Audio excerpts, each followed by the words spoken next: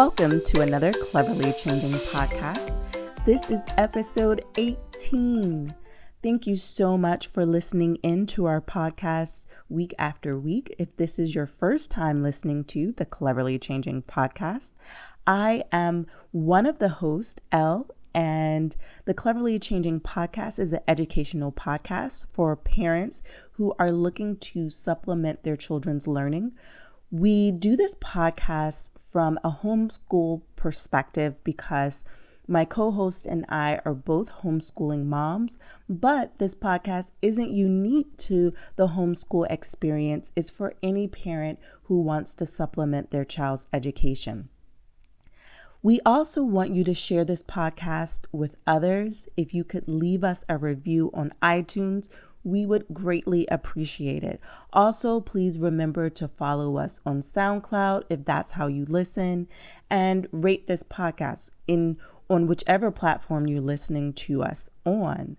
We thank you for letting other people know about the Cleverly Changing podcast. And if you have questions or topics that you want us to cover, please remember to leave a comment in the comment section. You can do so on one of our social media platforms. That's Cleverly Changing on Instagram and on Facebook, or you can find us on Twitter at Cleverly Changin. That's CleverlyChangin on Twitter. Also, you can send us an email at cleverlychanging@gmail.com. Again, that's cleverlychanging@gmail.com. Our African proverb for today comes from a Hema proverb, and it says, "Wisdom is like fire, people take it from others." Again, wisdom is like fire, people take it from others.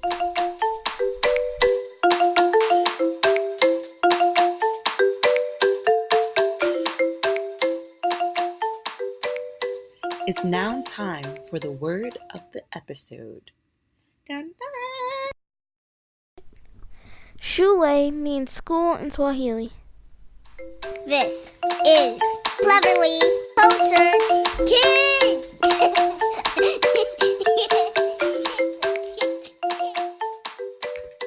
Today we are talking about homeschooling, and we have the girls here, and they're going to be giving us their opinions on several questions. All right, so our first question is, when it comes to homeschooling and the different classes that you guys are taking, so it's been several weeks. Amira, you started your elective class, which is the class that you take with the co-op. Can you tell us what you've liked about the co-op so far this year? I don't like it.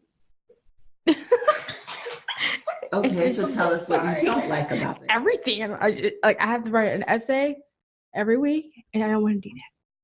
As well as a in-class project that if we don't finish, and oh well. Okay. But didn't you tell your mama that you were thoroughly enjoying the learning of the countries and the capitals, and that you were excited that you were up to, I think you said 17? Is that how many you got to by remembering on your own? 14. 17. Okay. What about that part? That part's okay. I just don't like the essay that I have to do every week with the class assignment, because that's just extra homework. And ain't nobody got time for that.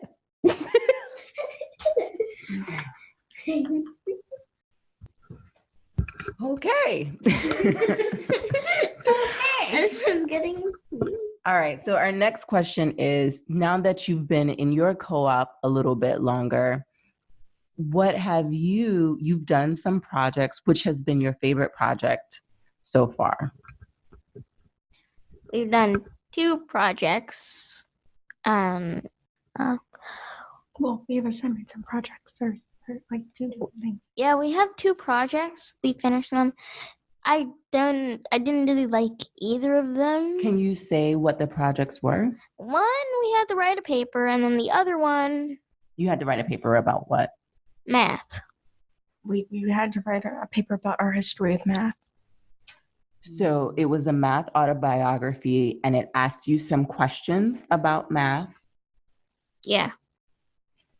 The other one was I guess that was the only one, I think. There's like assignments and projects. I'm not sure if like, There's assignments that we have to do every class. You also had a project in sewing that you completed, Oh. and we'll put a picture of it in our show notes. What did you make? We made a pillowcase. And what was Well, I made a pillowcase. Mine. You have to speak up. I made a pillowcase. Maya has almost finished. So I'm actually with sewing. I'm actually on my 3rd project. I've done an apron, I've done a dress, and right now I am on a shirt, and I'm actually almost done with that. All right. So do you like the 3 projects you've created in sewing? Yes, I do. Which one have you liked the most? The shirt, because I kind of need more shirts. Actually, no, the dress. I need more dresses. I barely have them. I have like 2 of them that I can actually wear. All right.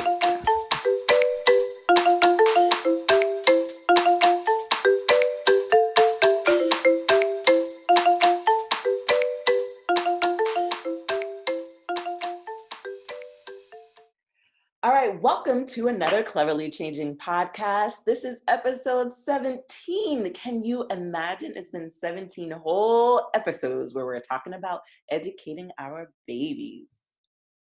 So I am Elle, and this is Miriam. So we are in the grown folks section of our podcast. And today we have some questions that we want to answer. We sent out a request for questions, and thankfully, thank you to everyone who replied back. We are going to try to answer some questions each week. And so today we're going to do 5 of those questions, and we're going to get started now. So thank you to everyone who responded. If you have questions in the future, you can send us a question on social media at Cleverly Changing, or you can send us an email at cleverlychanging@gmail.com. That's CLEVERYCHANGING@gmail.com. And in the subject line, put podcast questions. All right, Miriam, can you tell us the first question? Okay, so the first question we have is, how do you pick the right curriculum, or do you create your own? That's a common question. I say you pick according to your child. There are literally thousands and thousands to choose from. So you kind of just have to go on the hunt. You can ask friends and family. You can ask people in homeschool groups if you are a member of any. If not, join one so you can ask. And you'll get some suggestions, and you can look into them and see if it is a good fit for you or not. That's how I come across curriculum when I decide to use them. I type in the search engine. I will say that it may be beneficial to get off of Google and try something different like DuckDuckGo, as censorship is really taking hold, and you may find it difficult to find something in the first page or two, Right. And I would say if you are a secular homeschooler, you will need to look in different places. So if you're looking for a Christian curriculum, some of the popular ones are My Father's World. Abeka is a popular one. And I think those are probably the two main. There's one called Life. Oh my gosh, it's Life with Fred. Life with Fred. Life with Fred is math, but there's another one that's a box curriculum. I think it's something about life. I can't think of the name, but what we want you to do, we'll put a list of curriculums, secular and non-secular, in our show notes. So right now I can't think of all of them off the top of my head, but I will say what we do a little bit of both. So we create some of our own. And when we say we create our own, that means we go online, sometimes Pinterest, sometimes in other places like worksheets and just in different places. So we get a combination of materials from different places. We didn't just say, hey, I like Abeka's curriculum, let me buy Abeka, or I like Apologia's curriculum, let me buy this. But I know we mentioned in our earlier podcast this season that you're doing some online curriculums. Yeah, well, I do secular curriculum. So I found it a little more difficult to find things that were what I was looking for. But we have currently Blossom and Root and Funcation Academy. Those are the two that I'm using. I also have Math Mammoth and Reading Eggs and Brain Pop. So it's a amalgamation of items. So really it all depends on, you know, what your children are interested in and the types of learning sequences they kind of fall into. Right. And so I know some people use K-12, and K-12 is actually a public school that you can do from home. So all areas don't have access to it. Certain states do have access to it where your public school dollars will go into that curriculum and they will send you the materials you need. And your kid will actually have an instructor that is within the system that you communicate with. I know I had two people that I know that used it, and they said it was very rigorous because they didn't feel like they had a lot of autonomy. So if you are a person who thrives on structure, that is a secular curriculum that I believe they even pay for like internet, if that's, yeah. So they give you a computer, like that's everything nice. You will need, paper, like for your art lessons, everything. They supplied it, but you do have to do things according to their timeline. You do have to meet with the instructors, like via some type of online software. Because I haven't actually done it, I can't be specific about it, but those that did it that I know, some of them liked it because they felt like they needed that structure and it was pushing their kid. For others, they wanted more autonomy and they felt like they weren't really homeschooling because it was somebody else that was in charge. That was my question. If you're looking for home instruction where you, the parents, are providing the due dates and all that sort of thing, then wouldn't K-12 kind of be defeating that if indeed they're working with a teacher? It's like school, school, traditional school, but at home. Right. If you're looking for a traditional school at home, I guess that's great. But if you're not looking to recreate the model of traditional school, then it will be a problem. Yeah. And I'm going to guess these folk don't live where we live. Right. They don't. So if you're listening to this podcast, we are in Maryland, and in Maryland, you actually have to pay to use K-12. So you can pay for it now? I thought we couldn't use it at all. Because you can still use it. Comar, you just have to pay. You just have to pay.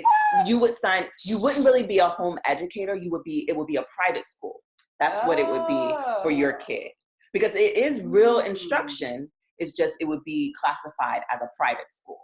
So I had a friend who did it in DC. DC is not that far away, Yeah, but well, they it allow is- them. They Yeah. do. They do allow it, and it's available. So that is one of the options that is available.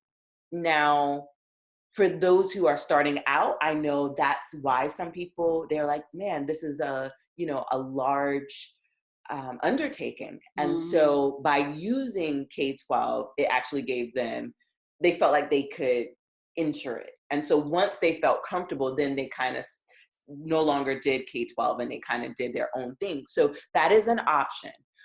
I also wanted to say that with your different curriculums, don't just buy a box curriculum and say, hey, we're going to do all of this. Because what happens is, yes, the overachiever in you wants to have all that material before you start school so that you can get acclimated with it, which is awesome. But what many of us homeschoolers have learned is just because one brand has put together curriculum doesn't mean that that was a good fit for your child.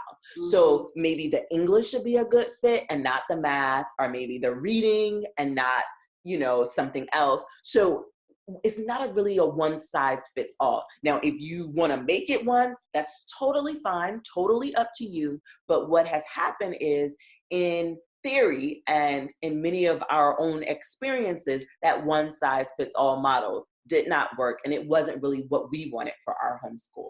So I don't recommend people just buy a box curriculum. I say take a little of this and a little of that. And when you're first starting out, I recommend that you try different ones.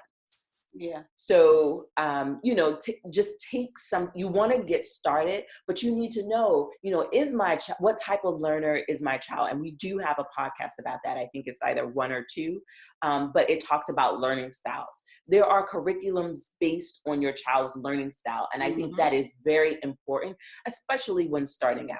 If you have a kindergarten, first grader, don't be so heavy on the curriculum. Definitely teach your child, but the best teacher is through experience and life.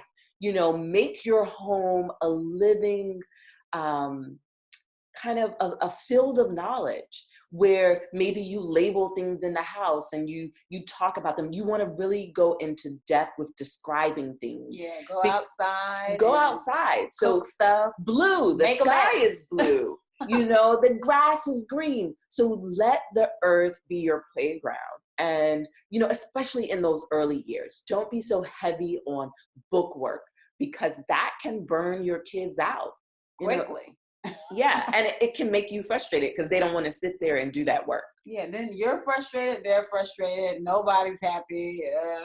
That stinks. But honestly, you're going to have days like that, whether you're doing the greatest thing in the world or not.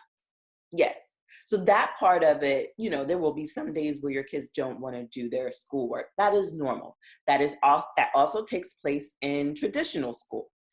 Just like some days you don't want to go to work, or if you're no longer working, some days you don't want to do housework, or whatever you do. There are some things you want to do and some things you don't.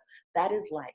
So that life lesson is also true in the homeschool area as well. All right, so we're going to jump on over to the next question. Homeschooling versus unschooling. We got a whole podcast on this. We did record a podcast on this. I guess I'm thinking, that there is a way to almost do both. It's learning. If you see learning as learning and not learning being this prescribed thing that only occurs during this time frame, that only occurs in these particular settings, or when silence is around or something. If you think of learning in the broader sense, even considering yourself, how do you learn things? Even as an adult, we're learning things all the time. We'll watch a video, we'll read an article, go to the library, ask somebody. these are ways we learn things. This is the exact same way our children learn things. They are small humans and they go through the same things we do. They're just not as old as we are. They haven't had as many experiences, I guess, to, teach them better ways to respond to certain stimuli and things of that nature. But as parents, it's our job to guide them and help them to figure these things out. So if you think of learning in a broader sense and just it being very simple and simplistic, it's easy to marry the two where there is instruction of some kind, but it doesn't feel like instruction and they don't think of it as school. They're just living life, which is kind of the philosophy of the unschooling. It's just, living life. It's child-led. If they want to do this, cool. If they don't, if we start something and don't finish it because they lost interest, that's cool. There's a way to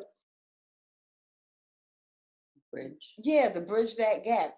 And if you don't want to bridge the gap and you want it to be, more formal instruction, that's okay. And if you want it to be loose running through the field, that's cool too. So my advice is visit our podcast, episode number 2, because we have an episode called Education, Homeschooling, and Unschooling. And we really talk about that more in depth. It's really up to you. Both work. Both are very good ways to teach your kid. It just depends what works for you as the parent, the primary teacher, and what works for your child. I have a friend who's a blogger that unschools, and her kids do the most fantastic stuff. That is blogger Ashley from Mommy Week. So if you want to see a brown mama who is a homeschooler who teaches her kids from an unschooling perspective, definitely stop by Mommy Week. She is a friend. I feel like then there's a Fair the Free Child. Fair the Free Child. Akila Richards. Yes, and she also has has a podcast, and her podcast is Fair the Free Child, and we love her podcast. It's excellent. So she talks about unschooling, and I love how she approaches it more as self-directed education. Yes. And that's how I tend to look at it. We are eclectic. So we do some things that are considered unschooling and some things that are considered book learning. So, more traditional. So that would fall under, there's so many different models, but we do follow several models. We don't just follow one. And so, but those two moms are two moms that we respect who are teaching their kids from an unschooling perspective. Yeah, and they're doing some pretty cool stuff. Yes, they are. So, what is the next question? Is it possible to combine homeschooling with working part-time? Can you sit homeschooling? Can you split homeschooling or subjects with I cannot read today. I'm sorry. Okay. Is it possible to combine homeschooling with working part-time? Can you split homeschooling or subjects between the two parents? So this question we also answer in podcast 4. What is that? Yes, podcast 4 and podcast 5. And the short answer is yes. Yes. Yes, it's possible to do both. Yes, you can split up the subjects however you see fit. If daddy is more geared towards the math and music, then he can give them math and music. If you're more geared to health and science, then you can take care of the health and the science. As long as you both have come to the understanding that we each have our own roles that we're gonna play, it should work out just fine. If you have a full-time job, even part-time job, doesn't matter, you can. Who said that school has to happen between a set time frame? It can be 3 o'clock in the morning if that's when y'all are up. It could be 12 at midnight if that's when you're awake. Right. So, of course, it can definitely work. It really kind of depends on where you live and what resources are available in your area. In our area, we have supplemental resources that can give parents drop-off opportunities called tutorials and Mhm. co-ops, and There's another word, right? there is another one. Tutorials, co-ops. Those are the main two, but They're there are called community. No, is it community? Brain fog. I'll get back to you. right. So it's really learning the terminology, because in our area, because we weren't always calling them tutorials, we were calling them, Well, I mean, there's homeschool groups, right, a homeschool group. and then there are co-ops. All co-ops do not work the same. Some of them will allow you to drop off your children. Others will be expecting you to stay with your little ones. Um, there are also, I'm not sure what to call them, but it's self-directed education sort of thing, Sudbury schools, Waldorf school kind of thing, Right. where you can drop them off and They're like centers where Right. they give you educational experiences, but they don't necessarily classify themselves as schools based on funding, logistics, all of that legal stuff. But essentially, they are places where you can drop your kids off and they can take classes. Some of those type of models do require, like with a co-op, they probably require the parent maybe to teach a subject, to volunteer. There's some sort of way that you're cooperating with that experience. And so understanding what role they expect of you and what role you expect from them is very important to get that clear up front, and that's going to help you. But a tutorial in our area is a drop-off program where someone tutors your child. And they don't call themselves teachers because in our area, it's very strict guidelines on who is considered a teacher. But in our area, it's great because the people who are the tutors often are professionals. So it's not some random person. It is somebody who has some type of expertise and experience rather than just a volunteer. Yeah, former teachers or parents who have been homeschooling for many years, 10 plus years, that sort of professional experience is what you usually will get from a tutorial program. If you are interested in leaving your children, it tends to cost a little bit more money. Right. Drop-off programs are more expensive. If you are trying to be budget conscious, then having the ability to leave your children is going to cost you.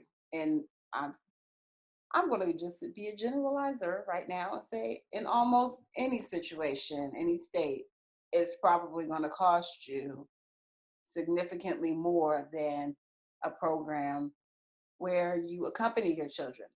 I will say this, that you may be able to skirt around the accompaniment if you buddy with another parent, because oftentimes the reason why a co-op wants a parent to stay is because they want to have eyes on the children. They want to make sure that they are not running them up, or if they need some help carrying out whatever the task may be, then they have that assistance.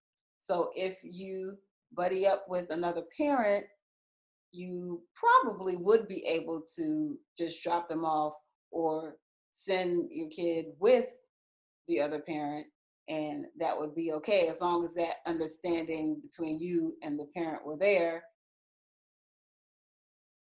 You would have to run that by your co-op, but most likely they wouldn't mind, because the whole point generally is to have someone who can attend to the child if there are any needs.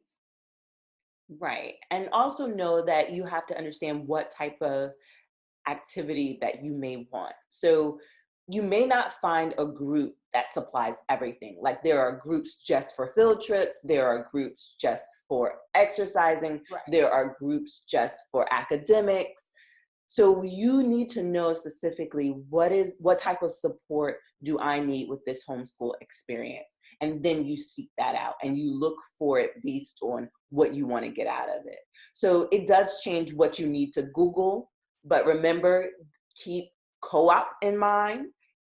And when you see it together like a cooperative, that's the same thing. So some places do call it a cooperative. You have homeschool group, you have tutorials, and those are really some of the words that are used in the homeschool area. And then at other times, you can just buy into certain classes. Now, homeschool days in your area will exist at bigger establishments like museums and aquariums, and just depending on what your city offers, those type of corporations may have actual homeschool days where they allow the kids to come in and learn more. Kind of like when Mr. Rogers took his trolley out and was telling the kids about how this factory worked, what people did. Now, whole families are going into those factories and seeing how things work, just like we did when we were going on a field trip at school. So yes, you can make it work. You can also hire tutors to come into your house and teach your kids lessons to supplement the education. Mm-hmm. And they don't have to actually come into your house if you don't want that. You can have them come into your house via the internet. Yeah, by Skype and Zoom. Like there are a lot of ways. So OutSchool is another resource. There are tons of courses in OutSchool that will help students learn whatever subject that you want them to learn. They have Lego classes, all kinds of classes. They have social studies classes. And so you can really make your child's education what you want it to be if you are putting in that research. Now, I will say this, when your kids are very young, I do not recommend that you do a lot of online classes. So I just want to be very clear about that. Little kids, and I'm going to say from K to second grade, from K to second grade, they need their hands on. They need to be doing stuff. They need to be going places. Don't put them in some online activities and expect their attention spans to be fully engaged, because that's just unrealistic. They're gonna be bored. They're gonna and you may waste your money. You may waste your money. So for them, you want to look at nature centers. You want to look at places that you can physically go and give them hands-on experiences. So for those of you who feel like, man, this sounds like too much, you may want to look into like a Montessori type of idea. If you really think, but I know that you could probably do it. So don't feel like it's overwhelming, because you can hire tutors to support you. And so it depends what's your budget. You do need to have a budget. Homeschool's not free, at least in our area. I've heard about people getting stipends from their state in California. So if you are in California, big ups to you. I figured you fine. We are not in California, so we do not get any type of monetary break. But I do know there are a couple states where the families, because they have chosen to homeschool, they do get money towards their children's education. That is I not the love case that. in my area. It So is not. we are not the people that are experts in that, but we will definitely try to get You can at talk to least one somebody, find person. somebody. Yeah, we'll try to find somebody to talk to you a little bit more about that. But yes, if you are in California, there is some money out there for you to receive in order to educate your child. Well, I'm going to throw this in as a bonus answer to your question. It can sound overwhelming, yes, but the younger grades, so Elle was saying K through second, this makes it sound like it's bad, but you can get away with doing a lot less. You can go, like she said, to nature centers. You can go to Arboretum. You can go to the Lego store. You can go anywhere, really. Community center. There's so many places where you can have museums, for a minimal amount of money that they can get instruction, even though it may not be instruction of what you're thinking, because a lot of times we are projecting our own experiences on education. And so we're thinking 8 to 3, we're thinking sit down, shut up, put this pencil in your hand. We're thinking worksheets, we're thinking workbooks. This is what we see in our minds when we think about education, a lot of us. And being able to take yourself out of that and think differently about learning will help you to better reach in a more fun and engaging way your younger learners. I know my oldest son, he is not having any kind of traditional formal education. That is just not going to fly with him. I've struggled for a while trying to get the right combination of things for him where he will, thrive and want to take on the information that I'm trying to give him. So making it seem lighthearted and fun, where they don't even realize that they're learning to count, that they're learning to spell, that they're learning to read, that they're making, making physics happen. It's a very good tool to have, knowing how to disguise things. So you can look up, make some slime. They love that. They love that stuff. So messy. But hey, when they're that young, expect the mess to come. I guess that kind of takes us into our next question, which is, what are signs that my children are ready to be homeschooled in a more formal setting? Well, does it have to be a formal setting? I think you will know. So if you're thinking about, and it's also, what do you want for your kids? I would say if you crave your kids being able to sit down and their attention span is held for longer than 15 minutes, you have to train your kid to do that. Like, it doesn't just come.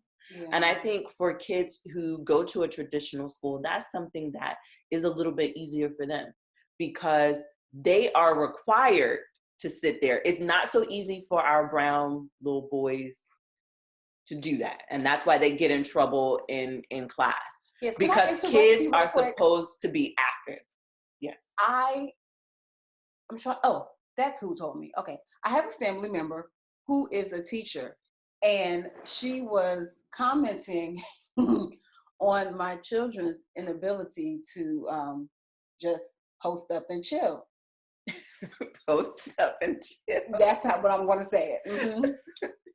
And she said that, in fact, that is the number one problem that teachers are having with their incoming kindergartners and some of the pre-K, depending, because in this state, in most of the state, I do believe pre-K is only a income-based thing. They haven't made it universal, where any 4-year-old can go. If you're low income, then you can attend pre-K. But that was what she was telling me was a problem, that too many children can't sit still, post up and chill, hold this pencil and do what I'm telling you to do.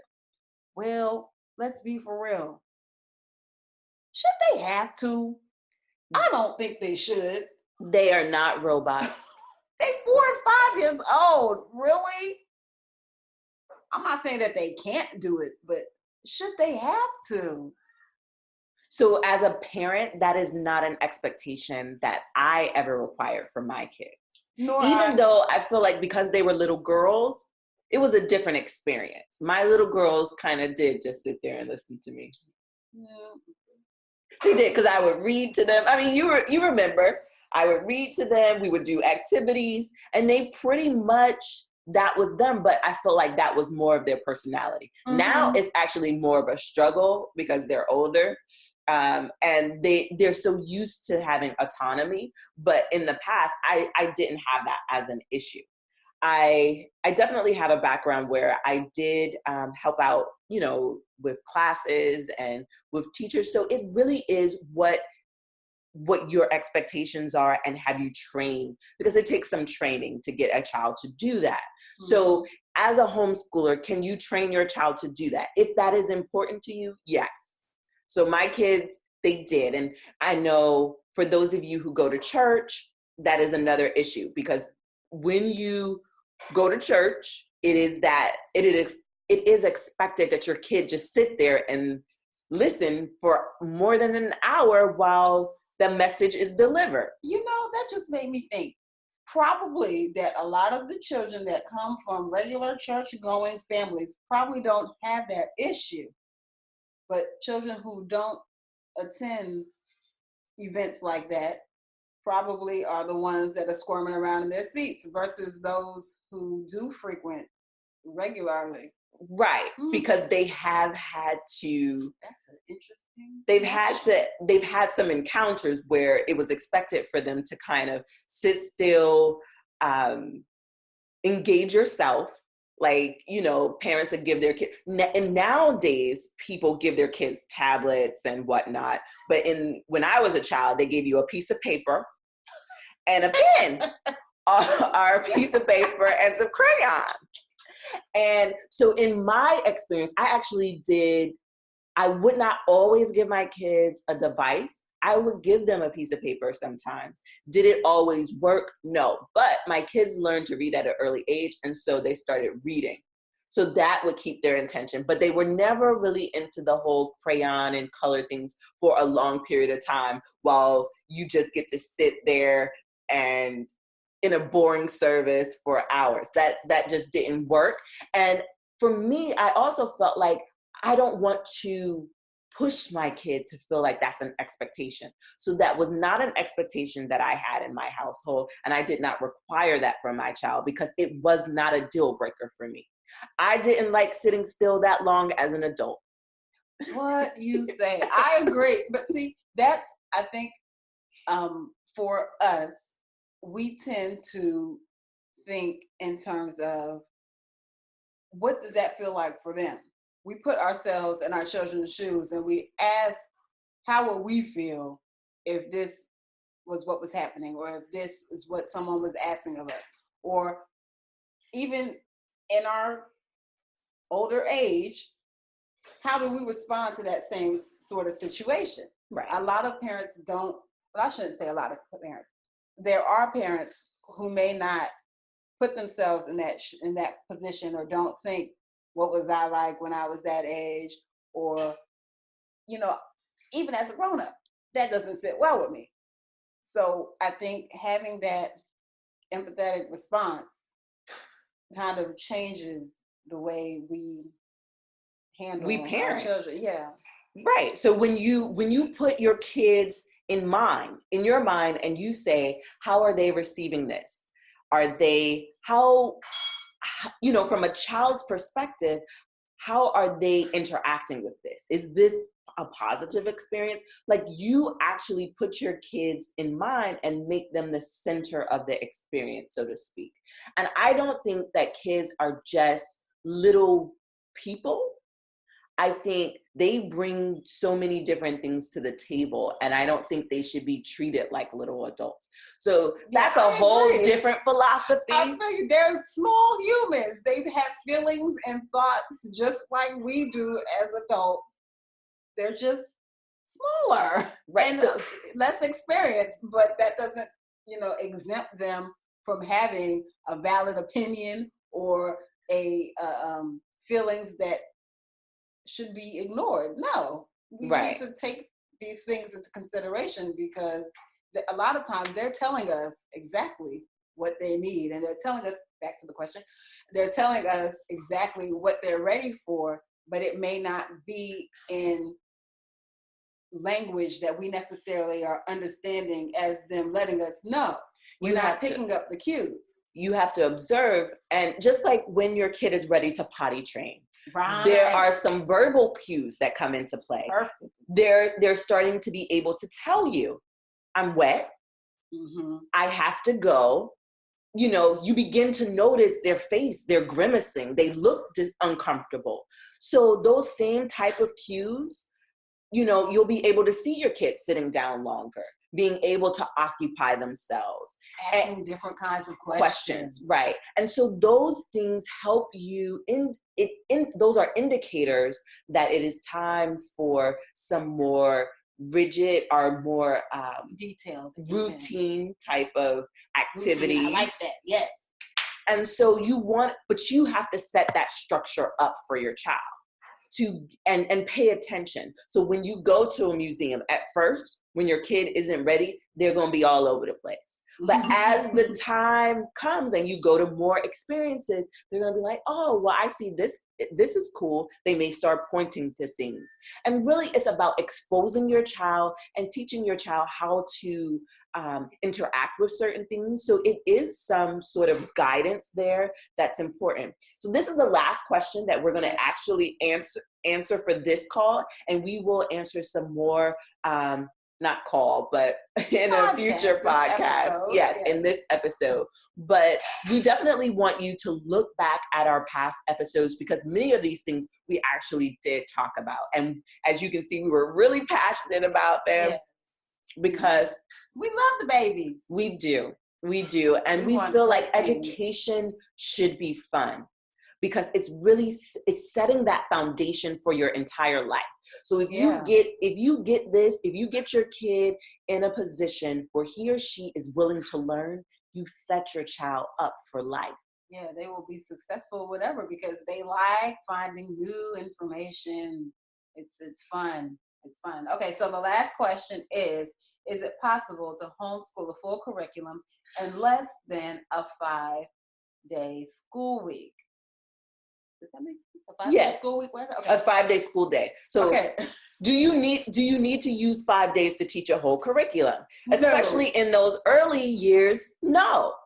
So what you will learn is, for your little bitty kids who are 5 and 6, their attention 2 or 3 span hours is long enough. Yes, and their attention span is about 10 minutes. Yeah. So each lesson needs to be about 10 minutes long. And make sure that you include some hands-on experiences, because they don't want to just be talked at. So like when you're in college and your teacher just stood up there and lectured, that is not for your elementary school students. And it probably wasn't for you either. You twiddling your thumbs and tinkering with the pencil and pen. I mean, I guess you can be, you can and should be an active listener, and taking notes or whatever you need to do so that you're absorbing the material.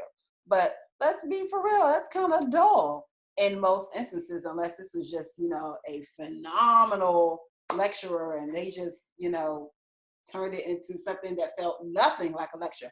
I cannot say that I have ever come across any of those in my life. Have But you? no, but here's the thing. You need to tap into your inner kid. When your kids are Yes. young, tap into that youthful side of you, get down on their level, and you're learning along with them. Sure, you've already mastered kindergarten, but you need to learn how to imagine.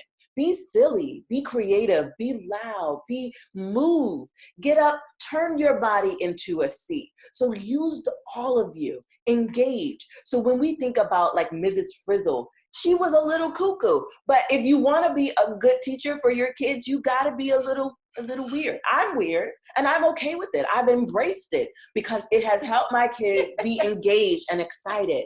And it's made me tap into my inner kid and love them more.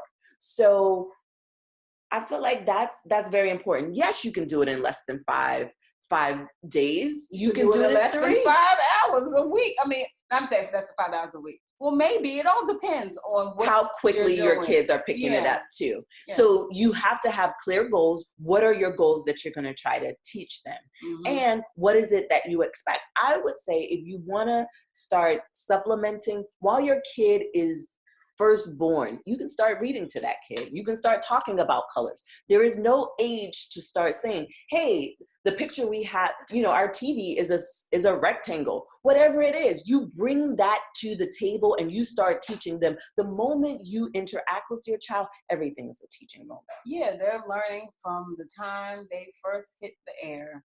They're learning who you are. They're learning what their home is. They're learning their role within the home. I mean, look, there are cultures where they don't start formal education until they're 7 or 8 years old.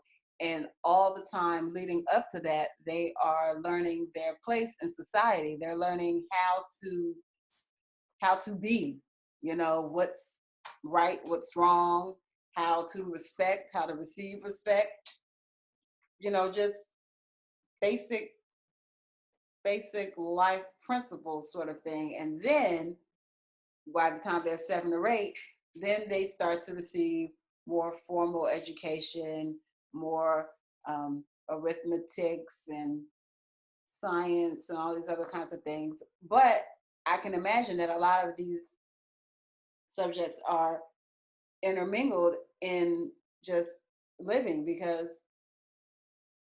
you get water every day. That's science.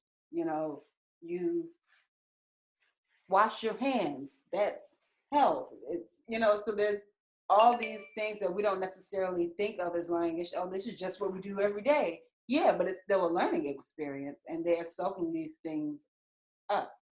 So right. And the more planning you do in advance, so if you set up your objectives and say, this is what we want to cover, the more you'll be able to gauge that and say, if you're just winging it takes you longer, to be honest, if you have actual goals that you want to accomplish.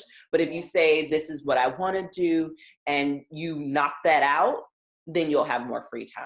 But because you're not in a class full of kids and you only have, however many kids you have, that actually is going to take less time, because you will be able to give the one-on-one interaction and teach them these things. And because they've been learning from you since birth, the next steps aren't so hard. Yeah, preparation is key, especially when they're older, I should say.